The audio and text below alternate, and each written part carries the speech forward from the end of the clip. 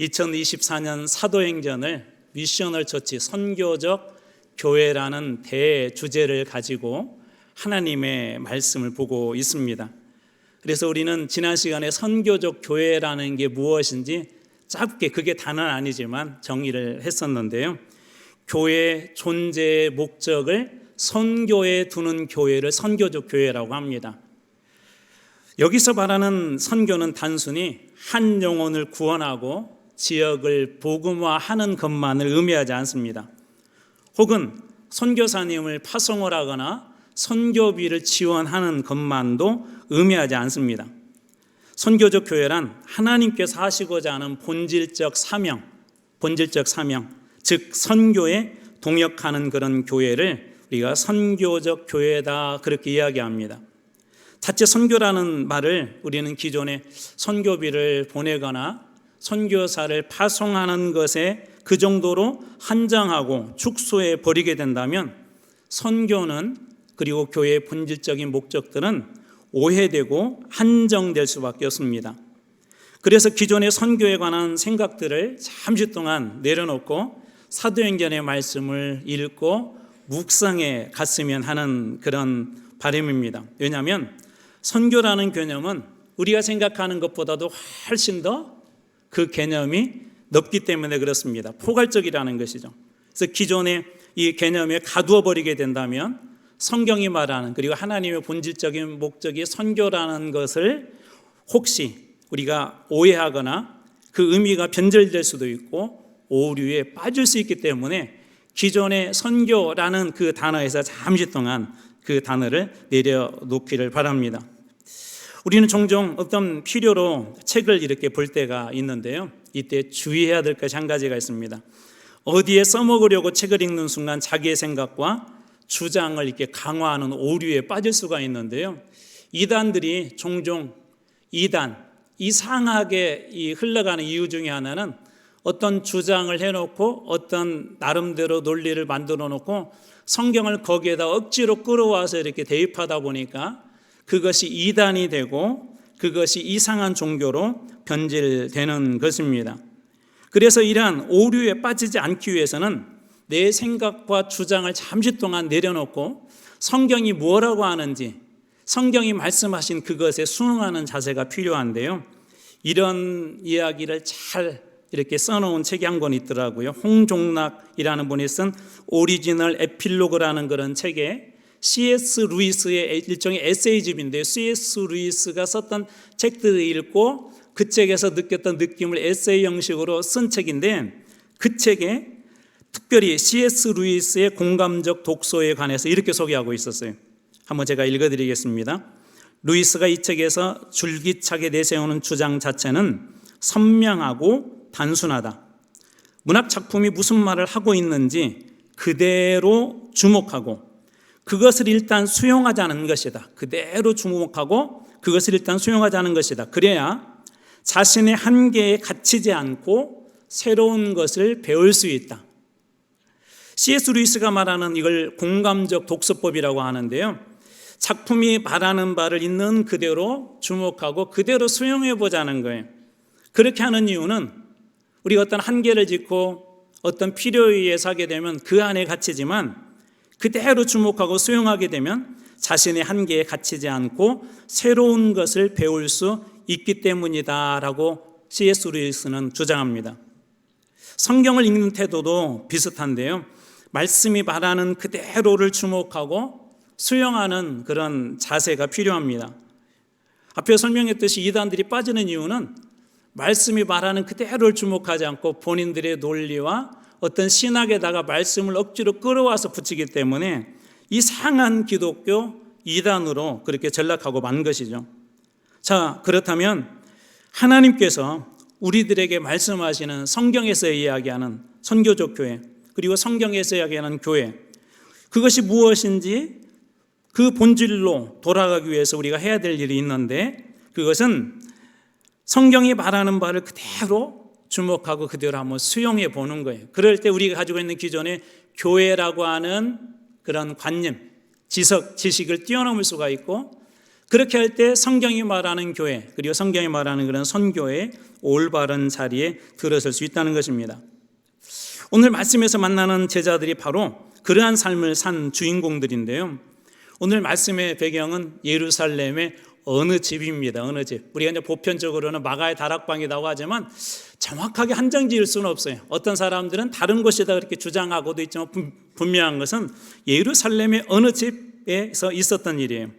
모인 사람들은 대략 한 120여 명 정도 되었었고, 그러나 이들이 모였을 때 상황은 그리 좋지는 않았습니다. 왜냐하면 예수님께서 사람들에 의해서 죽임을 당한 지 얼마 되지 않았기 때문에 아직도 예수님을 죽이려고 하는 그런 함성의 소리가 예루살렘에서 계속 들리는 듯한 그런 위험한 상황 중에 이들은 예루살렘의 어떤 집에서 모였습니다.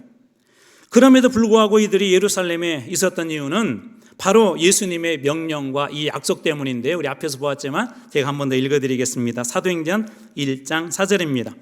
사도와 함께 모이사 그들에게 분부하여 이르시되 예루살렘을 떠나지 말고 내게서 들은 바 아버지께서 약속하신 것을 기다리라. 말씀은 이렇게 시작하죠. 사도와 함께 모이사, 예수님께서 부활하시고 40일 동안 제자들과 함께 있었을 때 사도들과 함께 모으셨대요. 그리고 그들에게 분부하여 이르셨다는 말은 명령했다는 거예요. 해도 되고 안 해도 되고 아니라 꼭 해야 한다. 꼭 해야 한다. 그렇게 명령하셨대요. 그 명령이 무엇입니까? 예루살렘을 떠나지 말라라고 말씀하신 것이 명령이었고, 떠나지 말아야 할 이유에 관해서는 내게 들은 바 아버지께서 약속하신 거, 내게 들은 바 아버지께서 약속하신 성령을 기다려야 하기 때문이다라고 예수님께서 그렇게 말씀해 주셨습니다. 그리고 오늘 본문의 말씀은 이제 그 상황이 실제적으로 일어난 오순절에 일어난 일을 오늘 본문이 기록하고 있습니다. 먼저 오순절 다 아시겠지만 혹시 모르시는 분을 위해서 오순절을 간단히 좀 소개하고 말씀을 이어가도록 하겠습니다. 오순절 할 때 오는 다소도, 우리말로 얘기하면 그 다섯이란 뜻이고요. 순이라는 말은 열순이에요. 10개를 이야기합니다. 10개. 절은 마디절자를 쓰는데 우리가 절기할 때 그 절자를 쓰거든요. 그러니까 5 곱하기 10하면 50일이 되는 그때의 절기다 해서 우리말로는 오순절이라고 합니다. 예수님께서 이 오순절은 어떤 의미가 있냐면 부활하신 후 50일이 되는 날이에요. 부활하신 후. 그리고 40일 동안 제자들과 함께 계셨기 때문에 부활하신 후 승천하시고 10일이 지난 50일째 되는 날이 바로 오늘 본문의 배경입니다. 구약에서는 이 절기를 77절이라고 그래요. 77에 49잖아요. 그래서 49일이 지난 그 다음 날 절기, 그래서 77절이라고도 부르는데, 이 날은 모세가 율법을 받은 날이다라고 그렇게 이야기합니다. 모세가 율법을. 그래서 율법을 받음으로 어떻게 되죠? 하나님과 이스라엘 백성 간의 계약이 생성이 되는 거죠. 그래서 이스라엘 백성들은 이제 하나님의 선민으로 공식 출발하게 되는 날. 이 구약에서는 이 오순절은 모세가 율법을 받은 날이기도 하고요. 그리고 이 농사에서는 첫 수확의 때가 바로 이 오순절이었습니다. 근데 신약에서는 이 날이 성령 받은 날, 성령 충만한 날이었었고, 신약의 이 성령 충만한 날은 구약의 계약하고는 좀 달라요. 구약 때는 이스라엘에 한정되었지만 이 성령은 모든 민족, 모든 사람들에게 열려있는 열린 계약이 됩니다. 그래서 만민을 택하고 만민에게 복음을 전하라고 그렇게 했던 것이죠. 그리고 이 50일이 가지는 구약의 의미는 첫 수확이라면 부활 후, 예수님의 부활 후 첫 수확, 실제적인 첫 수확, 진짜 첫 수확이 뭐냐면 바로 이 오순절이에요. 그래서 부활 후 예수의 제자들이 성령 받은 이 날을 실제적으로 예수님께서 부활 후 첫 수확으로 그렇게 보게 됩니다. 자, 그렇다면 오늘 말씀이 주는 그런 교훈, 특별히 오순절 성령 이 사건의 이 세 가지에 대해서 한번 먼저 살펴보려고 하는데, 첫 번째로는 약속이 성취된 사건입니다. 이 사건은 약속이 성취된 사건이에요. 성경에서 예수님께서도 요한복음에도 여러 곳에서 이 성령에 대해서 약속을 해 주셨는데요. 요한복음 14장 16절입니다. 내가 아버지께 구하겠으니 그가 또 다른 보혜사를 너희에게 주사 영원토록 너희와 함께 있게 하리라. 여기 보면 다른 보혜사를 너희에게 주신다라고 하는 이 다른 보혜사가 뭐냐면 성령이에요. 그러니까 예수님께서도 다른 보혜사, 성령을 앞으로 너희들에게 보내줄 것이다 이미 약속하셨던 것이죠. 또 요한복음 16장 7절 말씀에서도 동일한 약속을 해주시는데요.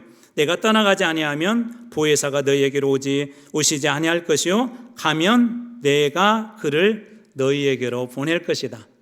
예수님께서 떠나가게 되면 이 땅에 계시지 아니하면 성령을 보내주신다, 그렇게 약속해 주셨어요. 그리고 예수님 그 약속대로 오늘 본문의 말씀에서 이 성령을 보내주셨습니다.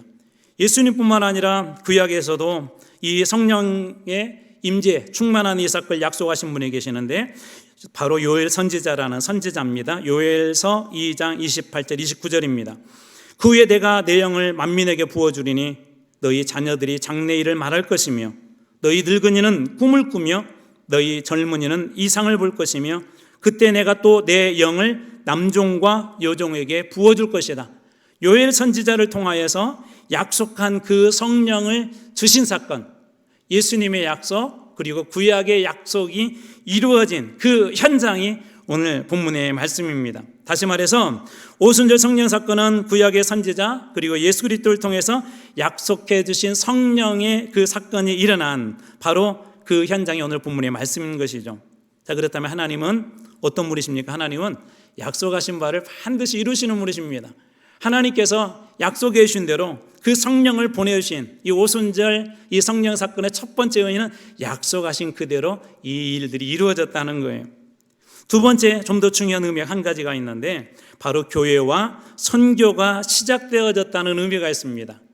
그래서 이 오순절 성령 사건의 중요한 이유는 하나님께서 우주 만물을 창조하신 사건이 아주 중요한 것처럼 오순절 성령의 사건은 교회가 시작되어지고 하나님의 본질적인 사역, 선교를 시작하게 한 아주 중요한 사건이 바로 이 오순절 사건이라는 거예요. 그래서 두 번째 의미는 교회와 선교의 시작의 의미가 있습니다. 성령은 어떤 분이십니까? 성령은 여러 사역들을 하지만 가장 중요한 사역 중에 하나는 뭐냐면 성령은 시작하는 영이세요. 그래서 창세기에도 보면 우주 만물을 창조하실 때 창세기 1장 2절에 보면 땅이 혼돈하고 공허하며 흑암이 깊음 위에 있고 하나님의 영, 하나님의 루아흐는 수면에 운행하시니라. 옛날 개역 성경에는 하나님의 신 그렇게 되는데 영이라고 되어 있는 게 루아흐, 성령을 이야기하거든요. 그러니까 이 성령님은 우주 만물을 창조하실 때 그 시작에도 함께 계셨던 분이세요. 그리고 이 땅에 오셔서 이제 구원을 완성하기 위해서 이 땅에 오신 예수님 역시도 예수님의 사역을 시작할 때 이제 세례를 받으러 가는데 그 세례의 현장에서도 성령님이 임합니다. 마태복음 3장 16절입니다. 예수께서 세례를 받으시고 곧 물에서 올라오실 때 하늘이 열리고 하나님의 성령이 비둘기같이 내려 자기 위에 임하심을 보셨다. 예수님께서 이 공생의 실제적인 사역을 시작하실 때도 이 성령님께서 그곳에서 함께하여 주십니다. 그리고 오순절 이 성령을 통하여서는 교회와 선교가 시작이 돼요. 그래서 이 교회의 시작, 선교의 시작은 바로 이 성령 충만함에서 시작합니다. 왜 이 성령이 중요할까요? 이 성령은 구약에서는 신약의 헬라어로는 푸뉴마 그런 뜻이 있는데 구약과 신약의 뜻이 동일해요. 푸뉴마 이 뜻은 뭐냐면 호흡, 바람, 영이다라는 그런 의미가 있고 히브리어는 루하흐라고 하는데 숨, 바람, 영 그런 뜻이 있습니다. 이게 호흡이나 숨은 무엇하고 관련됐죠? 우리 사람의 생명하고 연관이 되어 있죠. 그 사람이 숨이 멈췄다거나 호흡이 멈췄다는 것은 죽은 거예요. 그러니까 하나님께서 처음 교회를 시작하고 선교를 시작하게 할 때 하나님의 숨, 하나님의 성령을 교회 가운데 부어주신 것이죠. 다시 말해서 성령은 교회의 호흡, 교회의 생명이라는 거예요. 그래서 우리가 성령 없이, 성령의 인도하심 없이, 성령의 운행하심 없는 그런 사역이 위험한 것은 죽은 사람이, 죽은 시체가 아무것도 할 수 없는 것처럼 죽은 교회가 무엇을 하는가하고 똑같습니다. 그러니 기도해도 능력이 나타나지 않는 것이죠. 하나님의 말씀을 들어도 감동이 없는 것이죠. 하나님의 영이 있는 곳에는 말씀이 살아서 역사하고 하나님의 영이 있는 곳에는 기도에 놀라운 능력들이 나타나기 시작합니다. 왜 그렇죠? 성령은 살리는 영, 생명의 영이기 때문에 그런 거예요.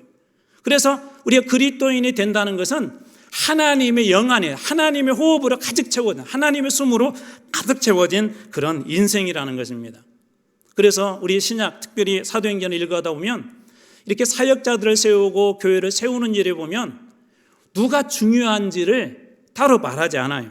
자, 예를 들자면 우리가 오늘 읽었던 말씀의 7절 말씀, 사람들이 이 오순절 성령 사건을 보고 유대의 경건한 사람들, 경건한 유대인들이 보고 이런 얘기를 해요. 다 놀라 신기하게 여겨 이르되 보라, 이 말하는 사람들이 다 갈릴리 사람이 아니냐. 갈릴리는 천대받는 곳이거든요. 갈릴리 사람들은 이때 당시에 좀 별 볼 일 없는 사람이에요.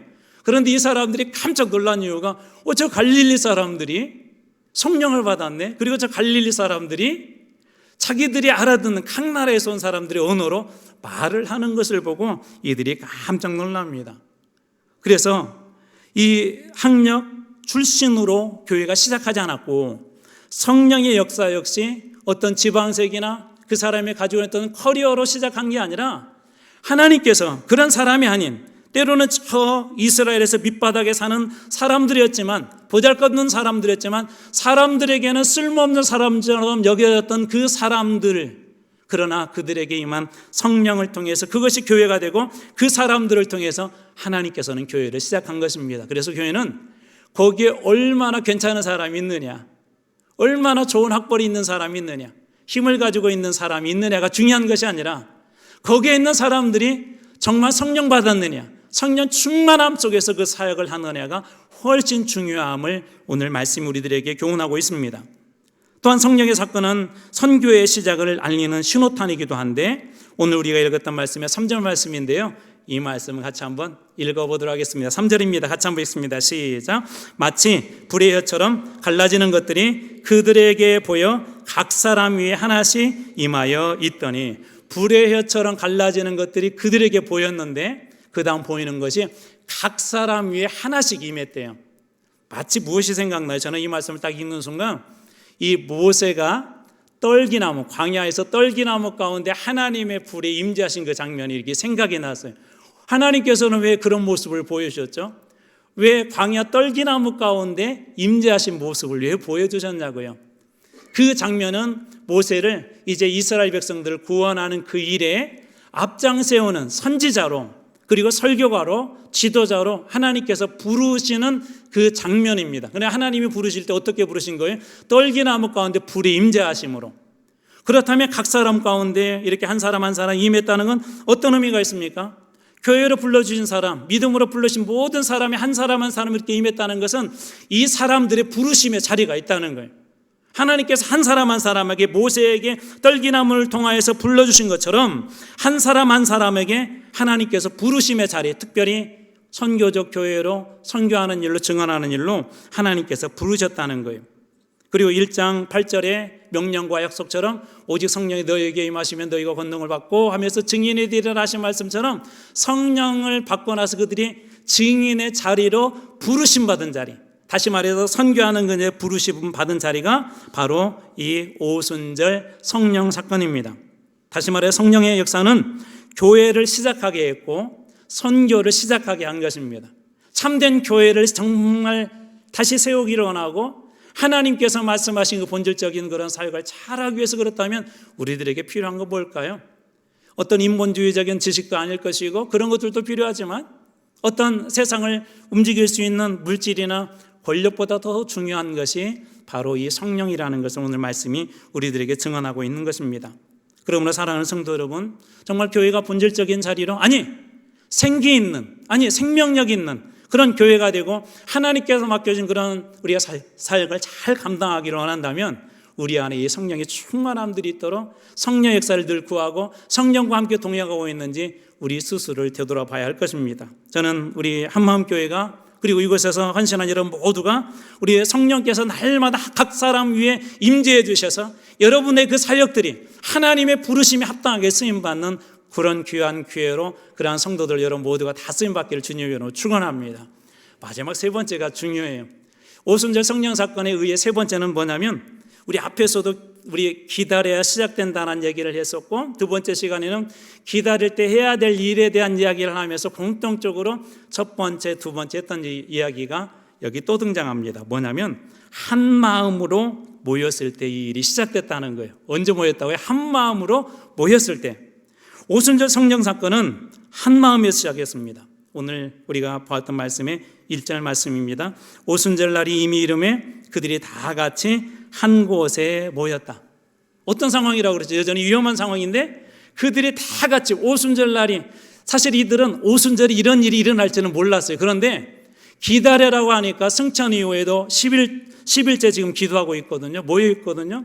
그런데 이날도 여전히 예수 그리스도의 약속을 믿고 이들이 한 곳에 모였습니다. 한 마음으로 그렇게 모였다는 거예요. 다 같이 한 사람도 빠짐없이 예수님의 약속과 명령대로 이들이 그곳에서 모였다는 것입니다.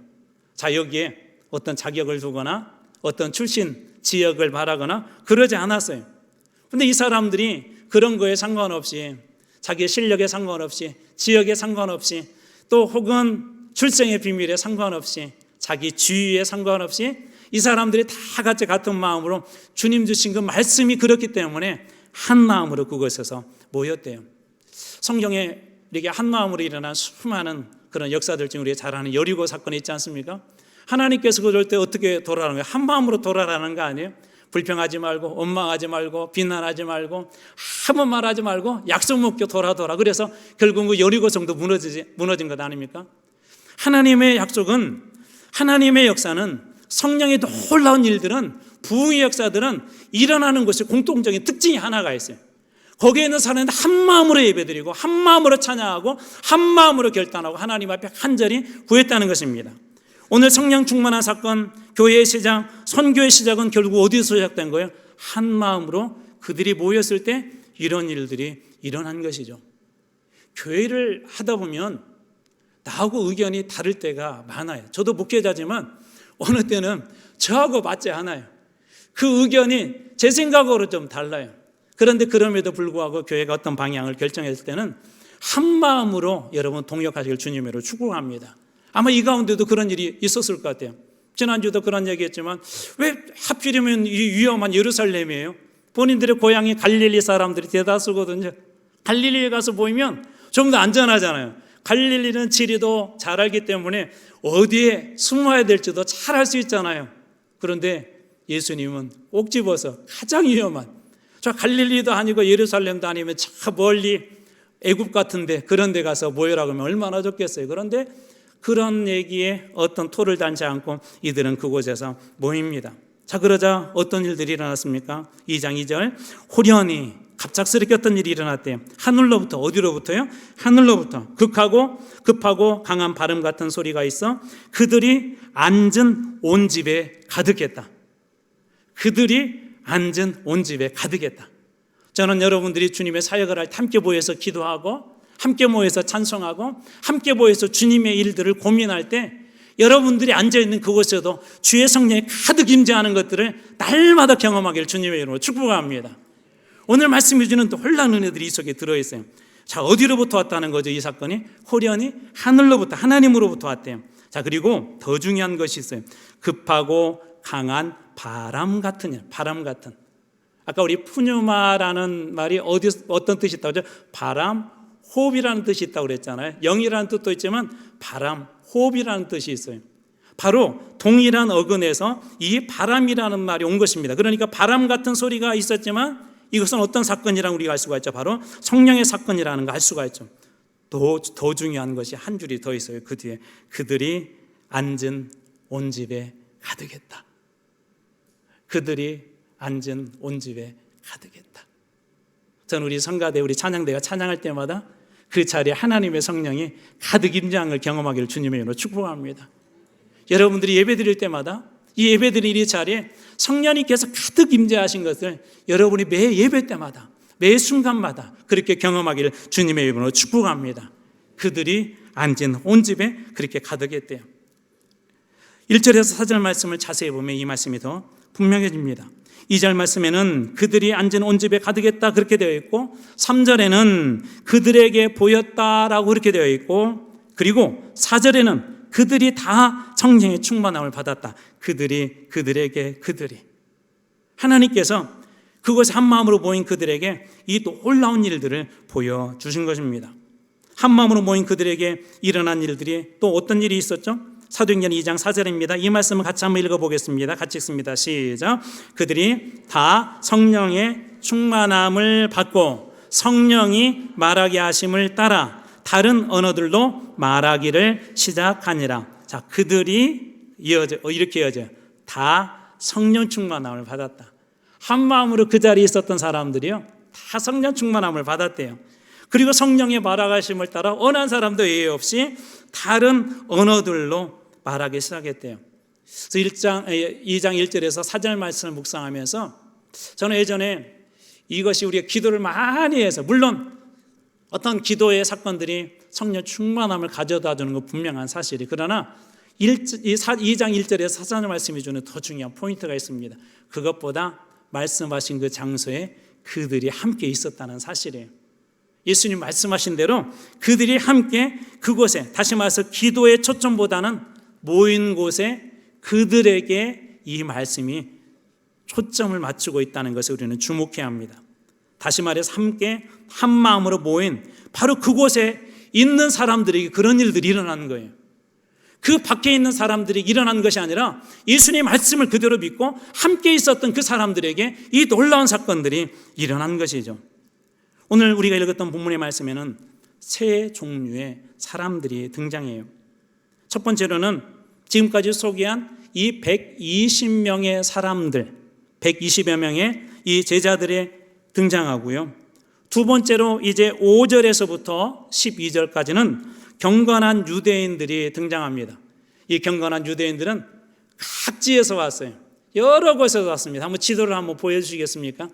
예루살렘이들이 이렇게 모였는데 여러 곳에서 온 사람들이, 그 중에는 로마에서 이렇게 온 유대인들, 또 이방에 있는데 유대교로 개종한 그런 사람들도 있습니다. 지도에는 로마가 표시되지는 않았는데요, 제가 원으로만 이렇게 표시를 해놨는데 로마에서 온 사람들도 그 중에는 있었어요.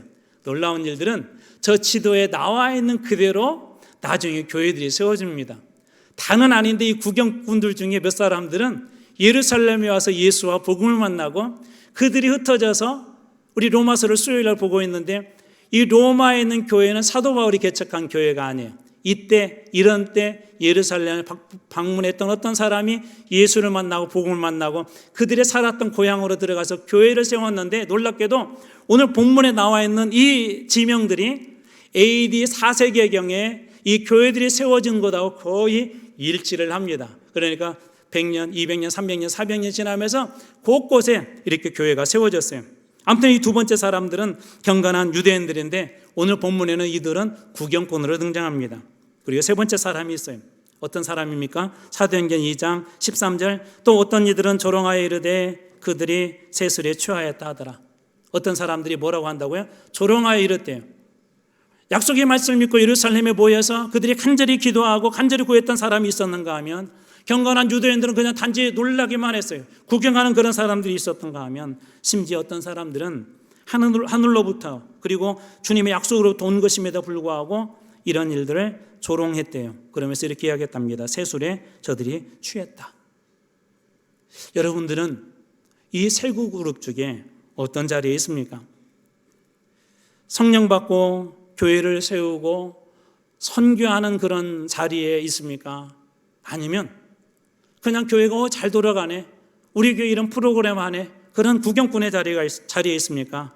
아니면 비판적인 태도로 그 모든 것들을 바라보는 그런 자리에 있습니까?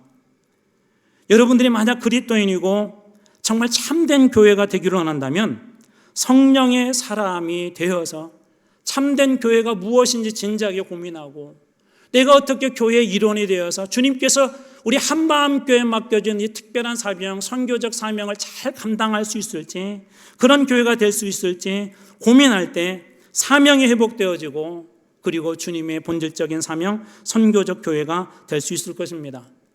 초대교회에 나와 있는 모든 제자들, 모든 사도들은 다 성령의 사람들이었었어요. 빨리 제가 한번 스케치하겠습니다. 예를 들자면 사도행전 4장 8절에 보면 베드로 사도에 대해서 이렇게, 베드로가 성령 충만하여 이르되 백성의 관리들과 장로들아, 베드로가 성령 충만했대요. 사도 바울도 마찬가지인데 사도행전 13장 9절, 바울이라고 하는 사울이 성령 충만하였다라고 그렇게 이야기하고, 초대교회 7 집사님들도 어떤 집사님들이었습니까? 온 무리가 이 말을 기뻐하여 믿음과 성령이 충만한 사람이다 그렇게 이야기하고, 예수님의 모든 제자들은 어떻습니까? 사도행전 13장 52절, 제자들은 기쁨과 성령이 충만했다.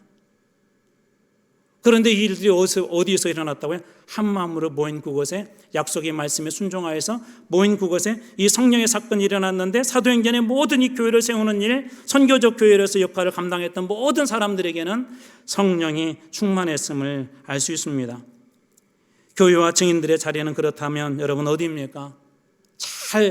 첫 번째는 모이는 자리가 되어야 합니다. 앞에서 잠깐 설명했지만 교회 사역하다 보면 내가 원하지 않는 그런 자리들이 있어요. 원하지 않는 모임들이 있을 수도 있어요.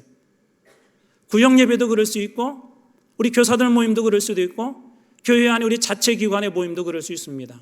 그런데 성령님은 놀랍게도 그럼에도 불구하고 내 생각과 그 모든 걸 때려놓고 한 마음이 되어 모인 그곳에 역사하고 운행한다는 것을 여러분 기억하시기 바랍니다. 또 성령을 구하고 또 충만한 그런 자리가 교회와 증인들의 자리였습니다.